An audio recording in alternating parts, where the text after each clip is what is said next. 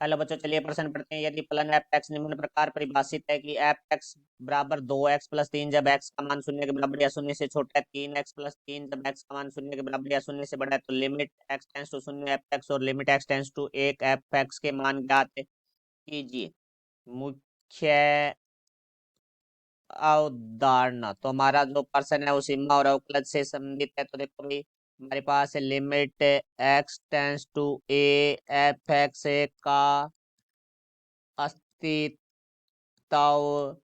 है यदि limit x tends to a minus f x बराबर है limit x tends to a plus f x हो, ये बराबर हो तो हमारे पास है सीमा का अस्तित्व होगा। और ये हमारी जो मान है वो बराबर होगा limit x tends to a f x से, जहाँ limit x tends to a minus f x है वो हमारी है बाई सीमा, बराबर हमारे पास जो limit x tends to a plus f x है ये है हमारी दाई सीमा। तो अब देखो हमारे पर्सन के बारे में बात करते हैं। तो पर्सन में हमें दो मान पूछे गए हैं। तो पहला मान हमें पूछा गया है लिमिट एक्स टेंस टू शून्य एफ एक्स। तो देखो इसके लिए हम बात करेंगे बाई सीमा की। तो देखो यहाँ से हम लिखेंगे बाई सीमा लिमिट एक्स टेंस टू शून्य माइनस एफ एक्स। देखो लिमिट एक्स टेंस टू शून्य का अर्थ है कि शून्य का एक्स का मान है वो शून्य की ओर अग्रसर है, लगभग शून्य परंतु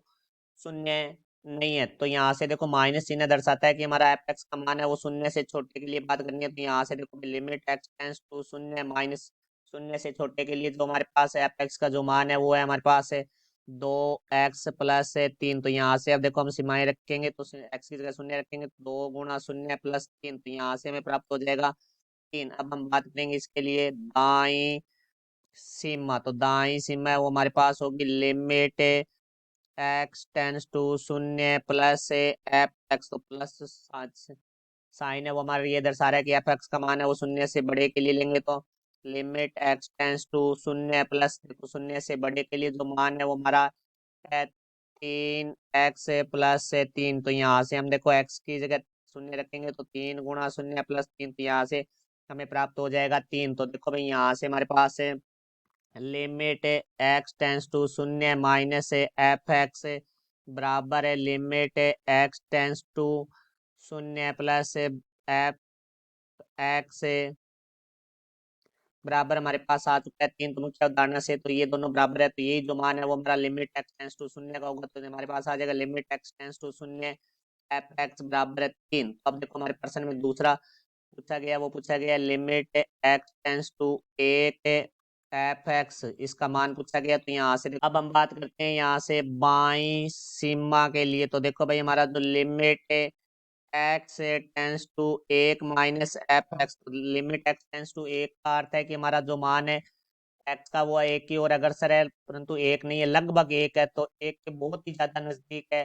और माइनस चिन्ह है वो हमारा दर्शा रहा है कि एफ एक्स का मान है वो एक से छोटे के लिए लेना है। तो लिमिट एक्स टेंस टू एक माइनस एक से छोटे के लिए, परंतु वो एक के बहुत ही ज्यादा नजदीक है। तो देखो ये शून्य से बड़ा ही होगा, क्योंकि एक के बहुत ज्यादा नजदीक होना चाहिए, क्योंकि शून्य से छोटा तो बहुत ज्यादा छोटा हो जाएगा। तो यहाँ से हमारा एक्स एक्स का मान है वो रहेगा इसको एक्स एक से छोटे के लिए हमारे पास 3x+3। तो यहाँ से देखो भाई हम x की जगह एक रखेंगे तो 3 × 1 + 3, तो 3 × 3 और +3 6 हो जाएगा। फिर हम बात करेंगे यहाँ से दाई सीमा के लिए। तो देखो भाई दाई सीमा, तो यहाँ से देखो भाई हमारे पास आ जाएगा लिमिट एक्स टेंस टू एक प्लस एफ एक्स।